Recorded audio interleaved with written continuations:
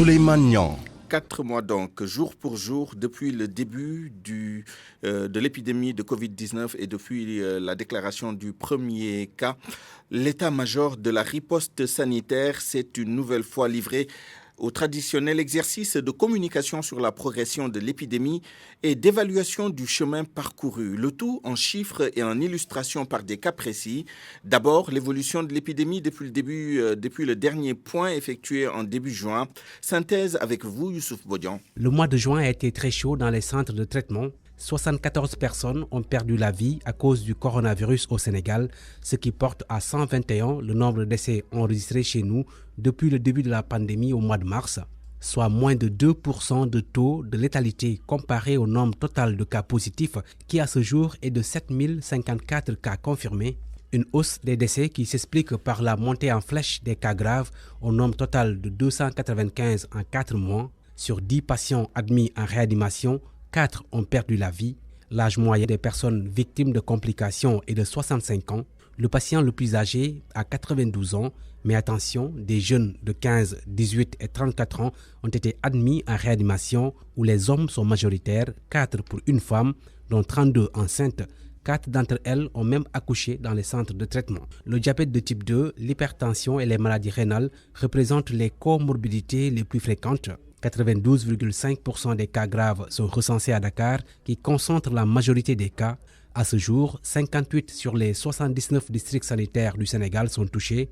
21 n'ont jamais recensé de cas. 7 n'ont pas eu de nouveaux cas depuis 28 jours, donc inactifs.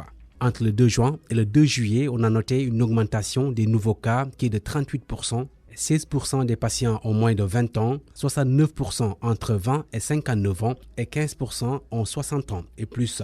En un mois, les cas communautaires sont passés de 10,5% à 19,5%. À noter toutefois un taux de guérison de 65%. 236 personnels de santé ont été infectés par le coronavirus, soit 100 de plus depuis le 2 juin. Une première, 5 d'entre eux travaillent dans des centres de traitement des malades du coronavirus. Depuis le 2 mars, 88 106 tests ont été réalisés, 86% par l'Institut Pasteur et 14% par l'IRCFA. Autre aspect du point épidémiologique du mois écoulé, les aspects cliniques. Sur ce point, le professeur Moussa Seydi est revenu sur les derniers développements relatifs aux signes cliniques de la maladie, tout en confirmant le protocole thérapeutique à base d'hydroxychloroquine et d'azithromycine. Salimata Awa. D'abord, les aspects cliniques de la maladie. Le coronavirus se présente sous différents signes. Selon le professeur Seydi, la perte du goût et de l'odorat sont peut-être des signes de la maladie. Au début, on se focalisait beaucoup sur la fièvre et les signes respiratoires. Mais chaque jour qui passe nous montre que plusieurs types de signes divers et variés peuvent être observés. Je ne vais pas détailler tous ces signes, mais 2 signes ont attiré mon attention. C'est l'anosmie et l'ageusie. L'anosmie, c'est la perte de l'odorat. L'ageusie, c'est la perte du goût. Plus précisément, un trouble de la perception du goût du salé, du sucré, de l'amer, de l'acide et même du goût du glutamate de sodium. Ces signes sont évocateurs de Covid-19 durant cette période. Je ne dis pas spécifique, parce qu'on peut les voir dans la grippe et dans d'autres pathologies. Mais dans plus de 50% des cas, les patients qui présentent ces signes, quand ils sont testés au Covid-19, s'avèrent véritablement être infectés par le virus SARS-CoV-2. Je vais donc inciter à ceux qui présentent ces signes de s'auto-isoler pour éviter de contaminer leur entourage, mais aussi de saisir la cellule d'alerte pour que le nécessaire soit fait. Les malades guéris doivent cependant suivre à la lettre les recommandations des spécialistes. Des séquelles peuvent apparaître. Je le souligne parce que j'aimerais que les patients qui ont eu un rendez-vous, que ces patients-là respectent ces rendez-vous qui leur sont donnés. Je peux donner l'exemple des séquelles respiratoires, la fibrose pulmonaire qui peut survenir chez des patients qui ont eu des lésions pulmonaires étendues durant la maladie. Un rendez-vous leur est donné en général 3 mois après la sortie pour faire le bilan de la situation. Et ceux qui n'ont pas eu de rendez-vous doivent également consulter s'ils sentent un signe qui leur paraît anormal, même plusieurs mois après guérison. Par rapport à l'artémisia, le professeur Seydi annonce que le processus est en cours et des essais cliniques vont démarrer. En réalité, il n'y a pas de lenteur. La recherche scientifique a ses normes. Il y a des études précliniques qui ont été menées sous la houlette du directeur de la pharmacie et du laboratoire. Et probablement, dans les jours ou semaines à venir, nous recevrons le rapport et à partir de ce rapport, nous verrons comment asseoir un essai clinique parce qu'il faut évidemment tester le Covid organique. Sur la levée des mesures restrictives, le professeur Seydi demande aux Sénégalais de continuer à respecter les gestes barrières car le virus circule.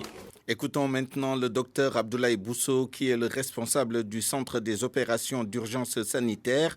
Il évoque les changements apportés à la stratégie de lutte, tant au plan du testing, de la prise en charge des malades que du suivi des cas. Ces propos sont recueillis par Youssouf Bodian. La stratégie doit être réajustée. C'est pourquoi dans le cadre déjà des tests, ce qui est décidé, c'est que les tests ne se feront que sur les personnes qui sont symptomatiques. Donc le test systématique que nous faisions sur les contacts qui n'avaient pas de symptômes, cette stratégie va être arrêtée. Donc aujourd'hui, les tests ne feront que sur les personnes symptomatiques. Et cela aussi, c'est important que les populations puissent le comprendre et qu'on ne soit pas là à demander des tests. Que la stratégie maintenant, c'est que le test se fera sur les personnes qui sont symptomatiques et les personnes vulnérables. Ça ne veut pas dire que les personnes contacts ne seront pas suivies, ne seront pas répertoriées. Donc ces personnes seront suivies, répertoriées, mais pour les tests seront réservés à ce groupe de personnes symptomatiques et vulnérables. Cela aussi nous amène à amener une autre stratégie que M. le ministre de la Santé a annoncée. C'est par rapport à la prise en charge à domicile, donc qui fait l'objet de débats. Il y a aussi un fait important qui nous pousse à y aller parce que nous avons aussi des cas de refus. Donc avec l'augmentation de la stigmatisation, il y a eu des cas de refus et nous en avons plus de 200 personnes qui refusent d'aller dans les centres de traitement. Ces personnes, nous ne pouvons pas les abandonner. Nous sommes obligés de les prendre en charge. Et donc, c'est dans ce cadre-là que cette stratégie va être développée, renforcée, parce qu'à ce jour, nous avons déjà plus de 200 personnes entre Dakar et Diourbel qui ont été guéries à domicile. Nous avons une meilleure maîtrise, une meilleure connaissance de la transmission de cette maladie et nous savons qu'une personne peut être positive et vivre en famille en respectant les mesures barrières, suivies par l'équipe du ministère de la Santé et pouvoir guérir. Parce que nous avons parlé de cas graves, mais ce qu'il faut savoir, c'est qu'il y a souvent ce qu'on appelle les cas sévères qui évoluent souvent vers les cas graves et que ces cas doivent être pris en charge dans les structures de santé et le focus sera vraiment mis à ce que ces personnes qui ont des symptômes puissent être pris dans les structures de santé et ceux qui n'ont pas de symptômes, en tout cas, si les conditions de vie, d'habitation le permettent, seront pris en charge à domicile, à distance et une téléconsultation sera mise en place, des équipes d'intervention aussi seront déployées et tout cela se fera dans toute la confidentialité et dans tout le secret médical. Il est 12h10 et vous écoutez le grand journal sur la RFM. Venons-en maintenant au point du jour. Ce 2 juillet, 2 records ont été battus ces dernières 24 heures. Le nombre de morts en un jour, 5 entre hier et aujourd'hui, et le nombre de cas graves pris en charge, 36. Les autres chiffres du jour avec le docteur El Hadj Mamadou Ndiaye, directeur de la prévention au ministère de la Santé et de l'Action sociale. Il a fait le point lors du briefing de ce matin. Sur 1160 tests réalisés, 129 sont revenus positifs avec un taux de positivité de 11,1%. Les cas positifs sont répartis comme suit. 96 cas contacts suivis par nos services, 33 cas issus de la transmission communautaire répartis entre Rufisque 4, Mbao 4, Plateau 3, Ouakam 3, Ouest Foire 2, Mariste 2, Ngor 2, Diourbel 2, Ziguinchor 2, Dieuppeul 1, Derklé 1, Cité Marine 1, Almadies 1, Gibraltar 1, Keur Massar 1, Diamniadio 1, Touba 1 et Thiès 1. 54 patients ont été contrôlés négatifs et déclarés guéris. 36 cas graves sont pris en charge dans nos services de réanimation. 5 nouveaux décès liés à la Covid-19 ont été enregistrés dans nos structures ce mercredi 1er juillet 2020. RFM, l'info, c'est ici. L'info, c'est ici. Les autres aspects de l'actualité, un retour des agressions est noté dans la capitale au lendemain de la levée du couvre-feu et de l'état d'urgence. C'est le cas à la SICAP où les agresseurs ont repris du service. Les populations inquiètes interpellent les autorités par rapport à leur sécurité. Le reportage de Nafissatou Silla. agression sax moment agression lañ ne ku wax événement wax agression. Agression, vol à l'arraché, les nouveaux sujets de discussion de ce groupe de jeunes assis sous un arbre au jardin des Allées à Babakarsi. Badou, un des leurs résidant dans les parages, nous confirme que les agressions sont devenues recrudescentes. Hier moom affaire yi xawoon na bëri trop xam nga ak couvre-feu bi ak tabaski bi ñuy jub si ñu si bëri jàpp nañ leen démb sax am nañu si bëri ñi nga xamante ni téye nañ leen indi nañ leen commissariat xam nga am na ñi nga xamante ni agressé nañ leen ñëw di porter plainte c'était trop daal am na zone liberté 1 liberté 2 ba liberté 5 bi côté zone boobu la chaque fois ça arrive. Le jeune homme agent de sécurité nous parle des différents modes opératoires. dañ lay fekk ngay wuy téléphone ñu këf sa téléphone génne la jaasi wala soit ñu fekk la ci oto fëgg oto bi nga génn ñu jël sa alal daw ak moom wala ñu yéeg si ay ouster agressé la daw ak seen ouster. Madame Seck, qui a une fois été témoin d'agression, interpelle les forces de sécurité et appelle à plus de vigilance. Devant notre couloir, à Dieuppeul, il est passé là-bas, il passe dans les couloirs là pour agresser les gens. Il faut se méfier d'elle. Si vous allez au marché, prendre un peu d'argent, le nécessaire, c'est mieux. En tout cas, il faut que les autorités nous aident. Sortir la police. Éviter de sortir le soir aussi. C'est mieux. Il faut se méfier de tout. Parce que c'est pas sûr. Il y a trop de scooters. Quand ils sont 3, ils agressent. Baïfal, le vendeur de Café Touba, alerte.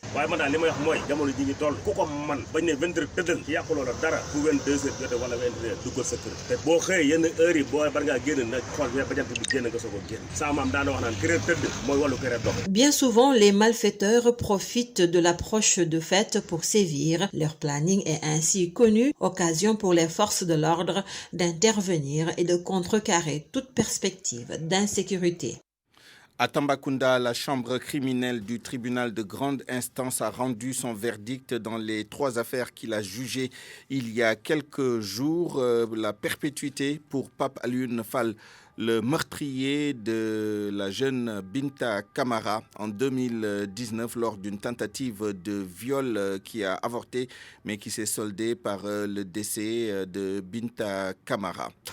S'agissant de l'affaire de l'assassinat du major Tamsir Sané, 5 parmi les 7 accusés ont pris également la perpétuité, dont le chef de bande Idrissa Sow dit Paul Bourafet. Les autres donc ont pris 6 mois de prison avec sursis, notamment 2 des co-accusés de Idrissa Sow. Et enfin, l'affaire pure APR, les affrontements qui s'étaient soldés par la mort de Ibrahima Diop. Moustapha Ndiaye, l'auteur présumé du meurtre, a été condamné à 15 ans de réclusion criminelle, cependant que 2 autres co-accusés ont été donc purement et simplement acquittés. Les 10 autres ont été condamnés à 3 mois fermes d'emprisonnement. Le reste de l'actualité sociale, la Croix-Rouge sénégalaise renoue avec les protestations syndicales. Au premier plan, les délégués syndicaux font bloc derrière un de leurs leaders licencié abusivement selon leurs propos. Cheikh Tidiane Diagne s'est rendu ce matin à la direction nationale de la Croix-Rouge sénégalaise. La réintégration de leurs infirmiers d'État licenciés en février dernier, les syndicalistes en font plus qu'une exigence. Un brassard rouge ce matin est très déterminé à remporter le combat qui leur oppose à la direction. Ces travailleurs indexent la gestion opaque de la boîte. Seydou Bachi, délégué du personnel de la Croix-Rouge sénégalaise. Ce n'est pas aujourd'hui qu'on va s'attaquer à Babacar. Du fait que dans cette maison, il y en a eu trop de malversations.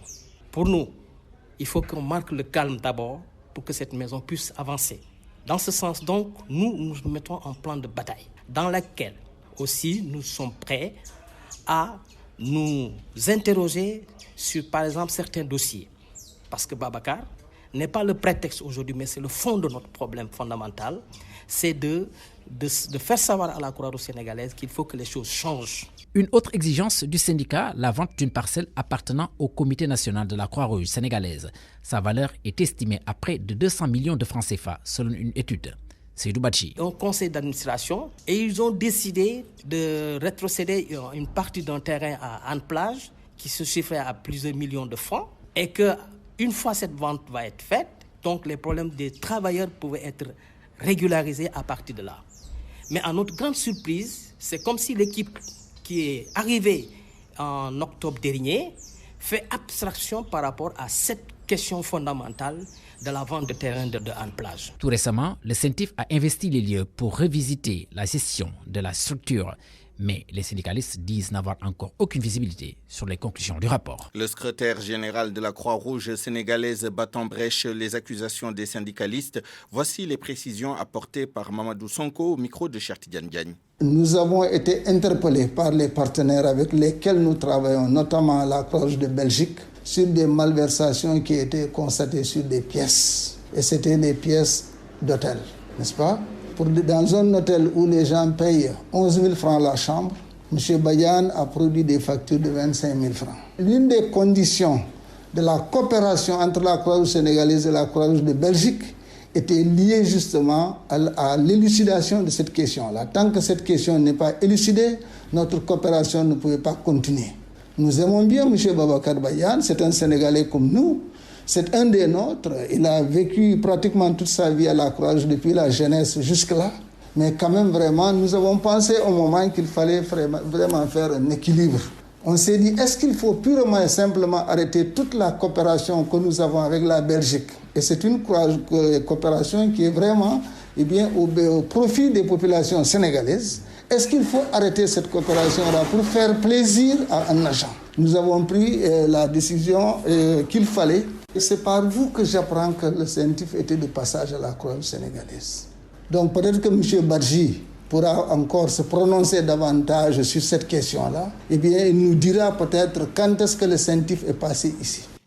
En mot d'éducation, cela fait aujourd'hui une semaine que les cours ont repris dans les établissements scolaires après 3 mois d'arrêt dû à la pandémie du coronavirus. Une semaine après, les enseignements se déroulent bien pour les élèves en classe d'examen. Cependant, le respect des gestes barrières pose encore problème.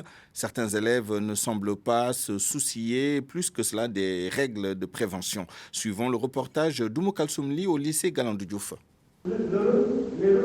Galandou Diouf de Dakar, l'un des plus grands établissements d'enseignement de la capitale. Ici, une semaine après la reprise des cours, élèves et enseignants essayent de retrouver le rythme. Mais dans ce contexte de coronavirus, le respect des mesures barrières n'est pas toujours au rendez-vous. Koumba Diodio Diallo, élève en classe de terminale. Une fois à la maison, je me lave les mains avant de saluer les parents. Par contre, à l'école, certains des camarades ne respectent pas les mesures barrières. Il y en a qui se serrent la main, d'autres se font la bise. Il y en a même qui vont jusqu'à se partager une même bouteille d'eau. Mam Diarra Niane, une autre candidate au baccalauréat, cette élève est aussi concernée par la réouverture des classes. Elle n'a pas constaté de changement dans l'enseignement, mais a remarqué une sorte de course contre la montre pour finir à temps le programme. Nous n'avons pas constaté de changement notable au niveau des enseignements, malgré le fait qu'on ressent le manque de temps à travers le nouveau rythme qu'on vient d'adapter. Les professeurs sont tous présents et semblent dévoués à terminer l'année en beauté. Dans les classes du lycée Galandou Diouf, comme à la salle des professeurs, les enseignants veulent jouer pleinement leur partition. Il s'agit d'insister sur le respect des règles barrières et réussir aussi un enseignement de qualité. Benoît Ngaye Diouf, professeur d'anglais. Les collègues sont venus en masse et ils se démènent comme pas possible pour véritablement rassurer les enfants, c'est-à-dire terminer le programme, mais également les aider à maîtriser leur sujet. Une semaine après la reprise des cours au lycée Galandou Diouf, les différents acteurs veulent relever le défi. Il s'agit d'abord de respecter le protocole sanitaire pour éviter la COVID-19, ensuite promouvoir un enseignement de qualité et enfin faire bonne figure au baccalauréat avec cette fois plus de résultats positifs. Et puis vous l'avez remarqué ces derniers jours, la Sen'Eau et la Sénélec font appel aux consommateurs pour économiser l'eau et l'énergie pour pouvoir faire face à la forte demande. Les consuméristes y voient un signe d'aveu d'échec. Ils l'ont dit à Koumba Sandiane Faye. L'eau et l'électricité, des denrées indispensables et qui méritent d'être utilisées d'une manière rationnelle, semble dire la Sen'Eau et la Sénélec. Ces entreprises de services publics multiplient leurs sorties. Des appels à l'endroit des consommateurs, l'objectif est clair, une rationalisation pour satisfaire la forte demande, renseigne Ndiaye Diop de la Sen'Eau. Mais nous avons vu que par quelques gestes, nous pouvons économiser de l'eau et assez d'eau qui peut être redirigé vers des zones qui sont déficitaires. et sera également, pourrait à terme constituer une économie à la fois pour le consommateur mais aussi à la fois pour l'État en termes d'investissement et d'infrastructures à réaliser, à construire. Des messages synonymes d'un aveu d'échec de la part de ces sociétés nationales. C'est la lecture qu'en fait le président de SOS Consommateurs, Maître Massor Makan. C'est un aveu d'impuissance et ça montre un échec qui est là, qui est palpable. Donc autant on peut comprendre qu'on dise aux Sénégalais d'économiser leur consommation d'eau et d'électricité, autant ils ont l'obligation, ces sociétés ont l'obligation de nous fournir en quantité suffisante et en permanence de l'eau de qualité. Parce que nous continuons à payer l'eau et comme je l'ai dit, l'eau, c'est un droit de l'homme, ce n'est pas une marchandise qu'on nous vend. Juste des gestes simples à adopter pour participer à l'économie de l'eau ou de l'électricité. User l'eau et ne pas en abuser. C'est la recommandation édictée par la CNO à travers sa campagne de sensibilisation pour économiser la ressource. RFM. L'actualité internationale. À 12h23, rebonjour Georges Diop. Rebonjour Souleymane. Au Mali, Soumaïla Cissé toujours introuvable. Toujours pas. Ce jeudi 2 juillet marque les 100 jours de l'enlèvement du chef de l'opposition malienne. C'était en pleine campagne électorale pour les législatives. Le rapt a eu lieu entre Koumaïra et Saleh Ferré dans le cercle de Niafunké. Le lendemain, les ravisseurs ont libéré une partie de la délégation comprenant les blessés et la dépouille du garde du corps du président de l'URD. Une deuxième vague de libération a eu lieu en début d'avril et le 10 mai, le maire de Koumaïra a regagné son domicile. Reste que parmi les personnes enlevées le 25 mars, seul Soumaïla Cissé demeure en captivité, mais le 16 juin dernier, le président Ibrahim Boubacar Keïta avait annoncé que des contacts ont été établis avec les ravisseurs et que Soumaïla Cissé est en vie. En Algérie, Karim Tabou, figure emblématique de la contestation, recouvre la liberté. Il a été remis en liberté ce jeudi. L'annonce est de son avocat.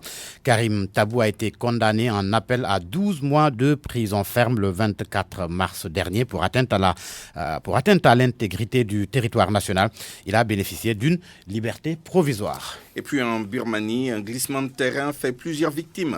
Au moins 113 personnes ont perdu la vie dans la boue. Le glissement de terrain est survenu dans des mines de jade dans le nord du pays. Selon les pompiers, les mineurs ont été emportés par un torrent de boue provoqué par d'importantes averses de mousson.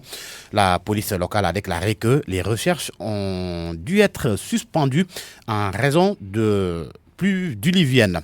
En Éthiopie, pour terminer, l'armée a été déployée dans la capitale alors qu'une deuxième journée consécutive de manifestation a fait plus de 80 morts. Les troubles ont été déclenchés par l'assassinat d'un chanteur populaire lundi dernier. Les manifestations se sont étendues, Souleymane, à l'ensemble de la province d'Oromia. Merci Georges Diop. À 12h25, accueillons Soda Thiam pour une synthèse de l'actualité sportive. Infosport.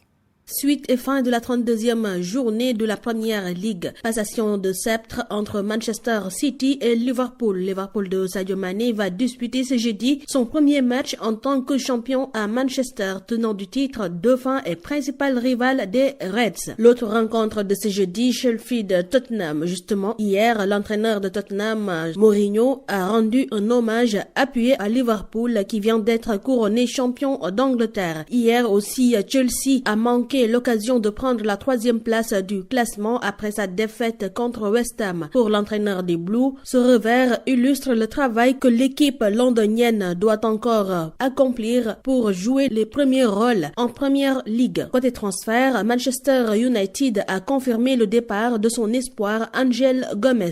En Espagne, c'est la suite et la fin de la 33e journée avec Real Sociedad qui accueille Espanyol Barcelone, Eibar face à Osasuna et Real Madrid face à Getafe. Justement pour cette rencontre contre Getafe, Eden Hazard ne figure pas dans le groupe retenu par Zinedine Zidane. Selon la presse espagnole, le milieu offensif belge ne serait pas blessé. Il s'agirait d'une simple précaution pour préserver sa cheville récemment opérée. Et côté classement, pendant que le Barça s'enfonce match après match en Liga, le Real Madrid n'en finit plus de gagner et se trouve désormais en position idéale pour remporter remporté le titre, mais l'entraîneur des Madrilènes, Zinedine Zidane, refuse de s'enflammer. En Italie, c'est également la suite et la fin de la 29e journée avec Atalanta Bergame qui accueille Naples de Kalidou Koulibaly AS Rome face à Udinese. Et puis en France, Montpellier tient enfin son attaquant après l'échec de la piste menant à l'Ivoirien Roger Asselé l'hiver dernier. Le club a officialisé ce jeudi matin le transfert attendu de Stephy Mavididi.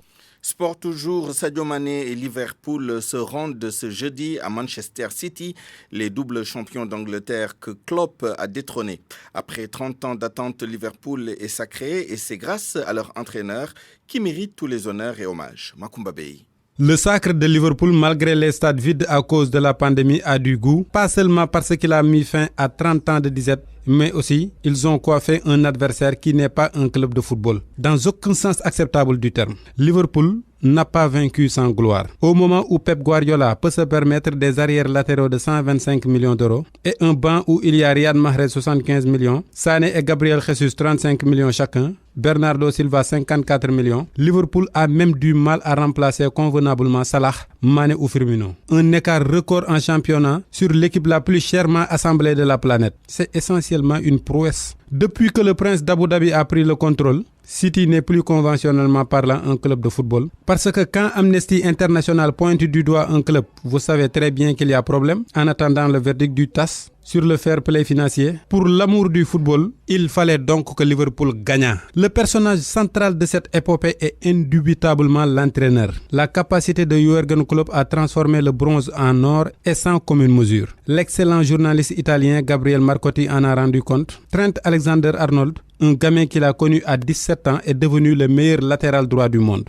Andy Robertson était relégué avec son club et a coûté 8 millions. Matip, 0 francs venu de Schalke. Wijnaldum, relégué avec Newcastle. Salah, pas assez bon pour Chelsea. Firmino entraîné ses premières sélections avec le Brésil. Sadio Mané, 21 buts en 2 saisons avec Southampton. Oxlade-Chamberlain, 20% de titularisation en 6 ans à Arsenal. Van Dijk n'avait que 16 caps avec la Hollande à 26 ans. Alisson venait de sortir tout juste de l'ombre de Szczesny en Série A pour savourer sa première saison européenne. Et le capitaine Henderson trouvait utile devant les micros de se défendre qu'il n'était pas un flop. Voilà les gens que Klopp a transformés en superstars de dimension mondiale, pris en compte dans tous les classements. Où est maintenant Coutinho? Même destin que Götze, Shinji Kagawa et Nuri Sahin ou Mkhitaryan quand ils ont rompu avec Klopp. Ce n'est pas toujours le cas puisque Lewandowski excelle toujours au Bayern. Klopp a moins de valeur marchande que Guardiola, mais c'est le seul qui l'a détrôné partout où ils ont été en compétition. Avec des budgets moindres, Dortmund contre Bayern, Liverpool contre City. Réduire un homme pareil à son amabilité pour expliquer ses victoires est une insulte. Il a battu Guardiola, le meilleur, plus que n'importe quel autre entraîneur. Il avait dit que s'asseoir devant ses camps et contre-attaquer une équipe de Guardiola équivalait à jouer à la loterie. Il a sorti la gegenpressing, une pression haute et sans relâche. Aujourd'hui, il a gagné par sa stratégie en refusant de jouer à la loterie. RFM, la radio de toute l'actualité. 30 minutes, Coronews, l'actualité de la pandémie de Covid-19 à travers le monde. Sorna Natambay. Près de 53 000 cas supplémentaires ce jeudi. C'est le nouveau record aux États-Unis. Dans le pays de Trump, le coronavirus a infecté près de 2 700 000 personnes et en a tué plus de 128 000.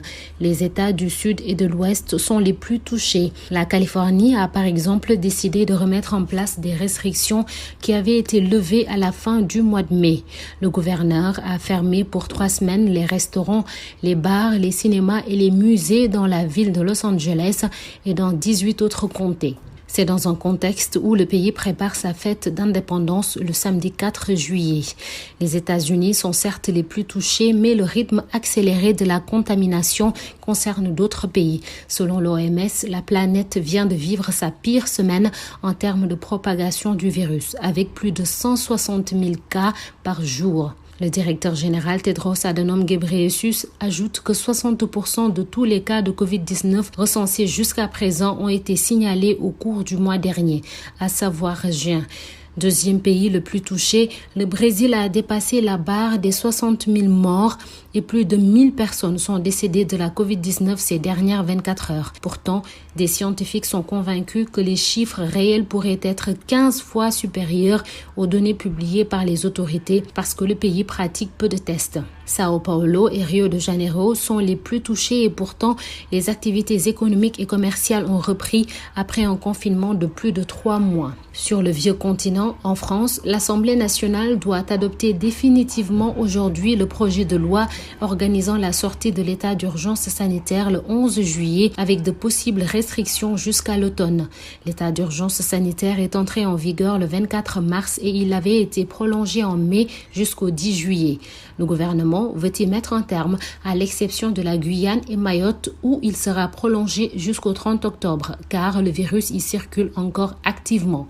Et au même moment, Didier Raoult est accusé de calomnie par le conseil scientifique. Le professeur marseillais avait indiqué l'existence de conflits d'intérêts très sérieux entre certains médecins, membres du conseil et de la haute autorité de santé à l'industrie pharmaceutique. C'était lors de son audition devant les parlementaires la semaine dernière. Chez les voisins britanniques, Londres devrait rouvrir ses frontières aériennes. Selon le Daily Telegraph, le gouvernement pourrait lever l'interdiction des voyages non essentiels vers 75 pays.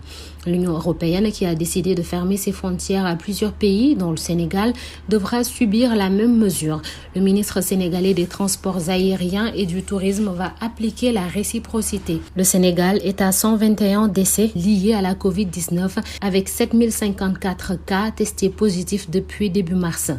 L'Égypte a enregistré le plus grand nombre de morts sur le continent noir, plus de 3000, suivi de l'Afrique du Sud avec près de 2800 décès. La Côte d'Ivoire, qui a rouvert ses frontières depuis hier, 1er juillet, enregistre 68 décès pour plus de 9700 contaminés. Pour encore mieux faire face à la pandémie, le Conseil de sécurité de l'ONU a appuyé l'appel effectué en mars dernier par le secrétaire général de l'ONU. Antonio Guterres s'est prononcé en faveur d'un cessez-le-feu partout dans le monde afin de permettre à tous les pays de se focaliser sur la lutte. Le projet de résolution en ce sens, rédigé par la France et la Tunisie, a été adopté par le Conseil après plusieurs mois de discussions pour parvenir à un compromis entre les États-Unis et la Chine. Les deux pays étaient en désaccord sur une référence à l'Organisation mondiale de la santé. Washington refusait qu'un soutien à celle-ci soit mentionné dans le document.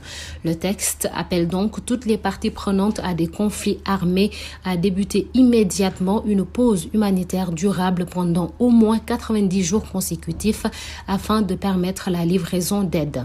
Enfin, les chiffres globaux. La carte de l'université Johns Hopkins parle ce jeudi de plus de 10 712 000 malades du coronavirus dans le monde et 516 552 décès. RFM, la presse du jour. La presse de ce jeudi 2 juillet 2020, lue et commentée par Georges Détier-Diop. Coup pour coup, le Sénégal applique le principe de la réciprocité aux pays membres de l'Union européenne. C'est ce que relèvent les Échos, de même que l'Observateur à sa page 2. L'Obs rapporte que suite à la décision de l'UE de bannir le Sénégal de la liste des pays autorisés à voyager dans son espace, l'État du Sénégal a décidé que le principe de la réciprocité sera applicable à tous les États ayant pris des mesures à l'encontre du Sénégal. Une annonce du ministre du Tourisme et des Transports aériens, Aliou Sarr, dont le quotidien se fait l'écho. Le journal va d'ailleurs plus loin et affirme, vocabulaire aéronautique à l'appui à sa une, que Dakar crache sur Schengen. Pour les Échos, le Sénégal applique la loi du talion à l'Union européenne, mesure qui a reçu l'onction, on n'en doute pas, du chef de l'État, Macky Sall, qui est seul au front selon l'Observateur. Et pour cause, le journal constate qu'après avoir supprimé le poste de Premier ministre il y a plus d'un an, le chef de l'État se retrouve aujourd'hui confronté à la dure réalité de la coordination de l'action gouvernementale.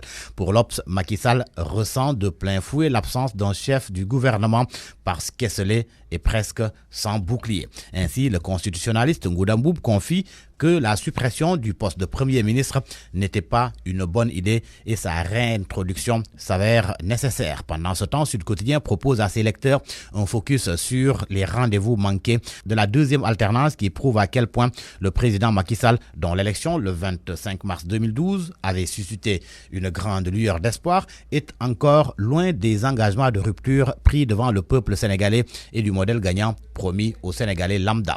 Large dossier au pages 6 et 7 de Sud Quotidien. Un autre dossier à lire, mais cette fois-ci dans le journal Le Soleil, dossier sur le plan d'aménagement et de développement du territoire. Mon confrère fait comprendre qu'il fixe les grandes orientations en matière d'organisation spatiale en tenant compte d'une part des potentialités et des contraintes de nos territoires et d'autre part des orientations retenues dans le PSE. Son objectif, selon le journal Le Soleil, promouvoir le développement du pays à partir de ses territoires par une bonne structuration de l'espace et une valorisation durable des ressources et potentialités des territoires. En tous les cas, pour l'approvisionnement en eau, ce n'est pas demain le bout du tunnel. Dans un entretien accordé au journal Le Témoin, l'ancien directeur général de la SONES, Mamadou Samb Delko, confie que les pénuries d'eau ne prendront fin qu'avec KMS3. Son diagnostic sur la situation, les solutions qu'il propose, ses relations avec Macky Sall, son engagement politique, tout cela à lire aux pages 6 et 7 du quotidien Le Témoin. Autre interview à lire, c'est avec le président de l'UMS dans Les Échos.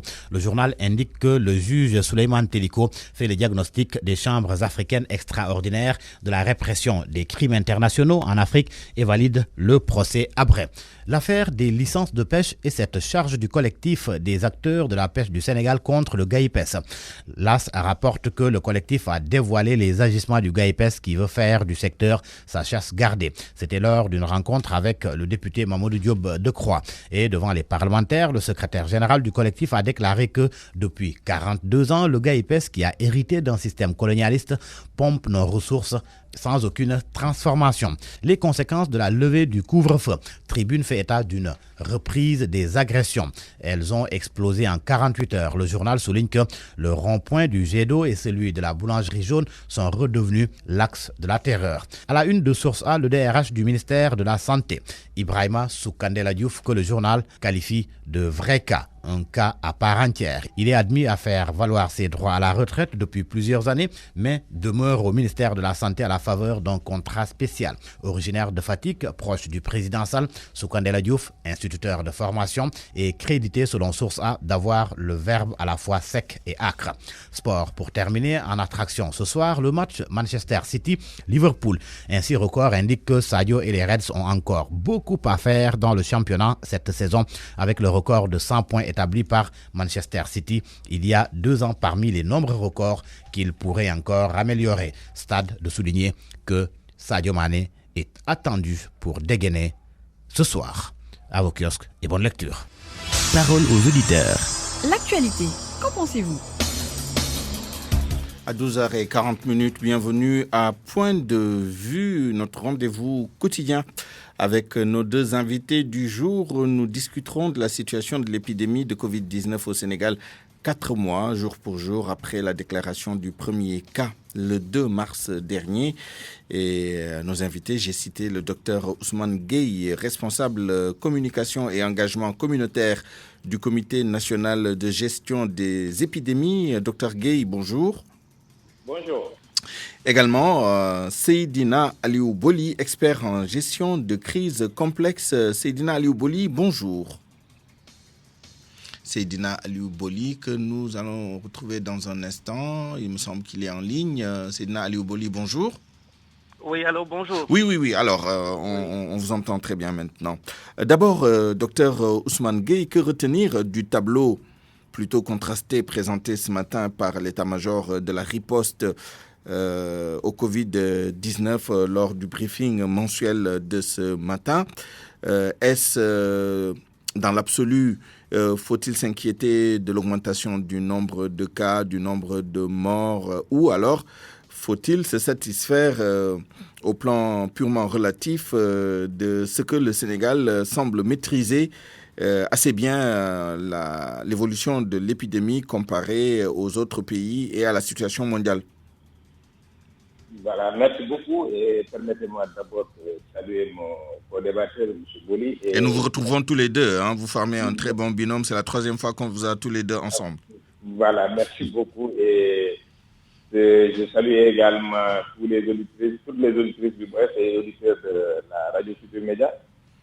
Et dire effectivement, aujourd'hui, après 4 mois de travail, de prise en charge, est-ce qu'on doit dire on est satisfait ou pas? Je ne pense pas pouvoir poser ça sous cet angle, mais seulement dire effectivement, au vu de ce qui se passe dans le reste du monde, comparé aux pays de la sous-région, comparé également aux statistiques mondiales, on peut dire effectivement que le Sénégal est en train de faire un excellent travail. Si vous voyez plus de 88 106 tests effectués depuis le début de cette pandémie ou bien de cette épidémie au Sénégal, nous sommes aujourd'hui à près de 7000 cas et 121 morts. 125 morts, et avec un taux de létalité qui tourne autour de 1,1. Je pense que c'est quelque chose qui est maîtrisé, si on parle avec les chiffres. Maintenant, ce qui est important de comprendre, et toujours sur les chiffres, je peux dire aussi qu'il y a une évolution importante que les gens le plus souvent ne prennent pas, mais c'est normal. Ça, il faudra que les techniciens en parlent. C'est le temps de dédoublement qui passe de 16 à 9 jours. Donc voilà, on était à 9 jours au début. Donc chaque 9 jours, on avait un dédoublement des nombres de cas. Ce qui veut dire que si on avait 20 cas en 9 jours, on se retrouve avec 40 cas. Aujourd'hui, nous sommes à temps de développement de 16 jours. Ça veut dire autant pour moi, c'est dans l'autre sens, qui passe de 9 à 16 jours. 16 jours, voilà. Maintenant, si on a 10 cas, il faut attendre 16 jours pour avoir 20 cas. Ça veut dire qu'effectivement, nous sommes en train de vraiment s'occuper de manière correcte de cette pandémie. Maintenant, ce qui est important de dire, c'est qu'il faut savoir que le virus est toujours là, continue à circuler. Ça, c'est fondamental. Il faut que tout le monde retienne cela, en sachant que la lutte doit continuer, mais également on doit continuer à nous protéger et à protéger nos concitoyens. Je pense que ça, c'est fondamental. Pourquoi je le dis? Pourquoi je le dis? Vous voyez, aujourd'hui, sur 1160 tests, nous sommes à 129 positifs, avec un taux de positivité de 11,1%. C'est pas négligeable. C'est pas négligeable. 33 dans la transmission communautaire, 5 décès. Ça veut dire que, effectivement. Et hier, le taux de positivité était à 14%, plus de 14%. Voilà, c'est pour vous dire que, jusqu'à présent, la situation, elle est là, elle est préoccupante. On doit pas se voiler la face pour dire que, bon, ça va, tout marche bien. Non, je ne pense pas. Il faudrait qu'on continue effectivement ces efforts que nous sommes. Mais justement, la communication va jouer un rôle très important dans ce changement de comportement, cette mobilisation, puisque bon, changement de comportement, pour dire la vérité, je pense qu'il faut relativiser. Justement, c'est pour ça que je voudrais introduire Seydina Aliou Boli à cette étape de notre discussion. Seydina Aliou Boli, la stratégie de lutte va changer, tant du point de vue des tests. Seules les personnes présentant des symptômes seront désormais testées et bien sûr les personnes vulnérables. En termes de prise en charge, la prise en charge domiciliaire va être privilégiée pour tous qui ne présentent pas ces symptômes et ceux qui refusent aussi d'aller rejoindre, parce que c'est en conséquence de cela que la stratégie a changé. Donc la stratégie s'adapte au comportement de résistance plutôt que de changer ses comportements. Quel est votre commentaire là-dessus? On a longuement discuté de ces questions de sensibilisation, de changement de comportement, d'approche pour le changement de comportement. Aujourd'hui, est-ce que la stratégie abandonne un peu l'objectif de changer les comportements, mais plutôt s'adapte aux comportements existants?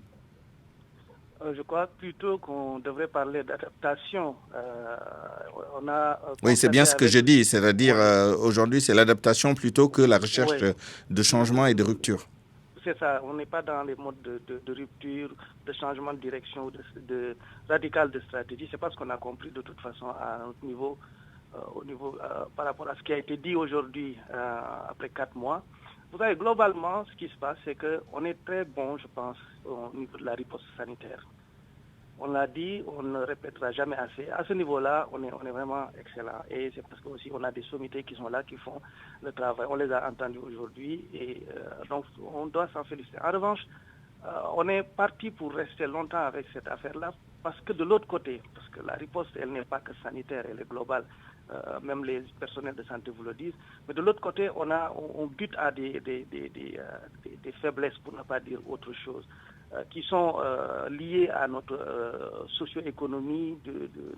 Nous sommes des pays où les gens, à 90% constitués d'informels, donc les gens ne peuvent pas avoir certaines tenues et retenues par rapport au comportement, par rapport aux mesures barrières. Je ne le dis pas pour les disculper, parce que je le dis d'ailleurs pour le regretter, parce que moi c'est ça ma difficulté, c'est l'autre versant de la riposte.